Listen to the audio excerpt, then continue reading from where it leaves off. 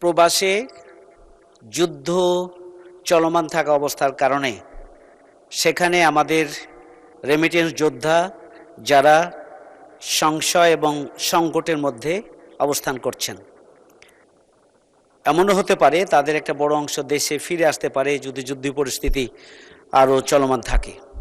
এই পরিস্থিতিতে আমাদের বৈদেশিক প্রবাসী কল্যাণ ও বৈদেশিক কর্মসংস্থান মন্ত্রণালয়ের পক্ষ থেকে আমাদের বিদেশে অবস্থানরত রেমিটেন্স যোদ্ধাদের ব্যাপারে কোনো বিশেষ পদক্ষেপ গ্রহণ করা হয়েছে কিনা? মাননীয় স্পিকার, আপনাকে ধন্যবাদ। ধন্যবাদ মাননীয় সদস্য। মাননীয় প্রতিমন্ত্রী। মাননীয় স্পিকার, আপনাকে ধন্যবাদ।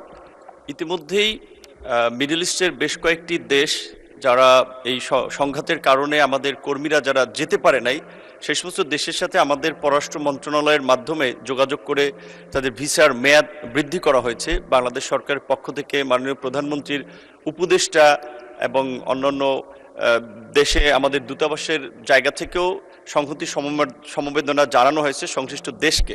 তারাও আমাদের প্রতি খুবই ইতিবাচক। আশা করছি যে যুদ্ধের ফলে যদি কোনো একটা শূন্যতা সৃষ্টি হয়, আবার একই দিকে একটা সম্ভাবনাও তৈরি হবে সেগুলো পুনর্গঠন করার জন্য। সেক্ষেত্রে বাংলাদেশ বরাবরই মধ্যপ্রাচ্যের বাজারে একটা ভালো অবস্থানে আছে। দ্বিতীয়ত, আমাদের বিভিন্ন দেশ থেকে যারা ফিরে আসে, যারা 6 মাসের মধ্যে কোনো কারণে কাজ না পেয়ে কিংবা প্রতারিত হয়ে যারা ফিরে আসে, তাদেরকে আমরা একটা প্রশিক্ষণ, ট্রেনিং এবং কিছু প্রণোদনা দিয়ে তাদের পুনর্বাসনের একটা ব্যবস্থা করে থাকি।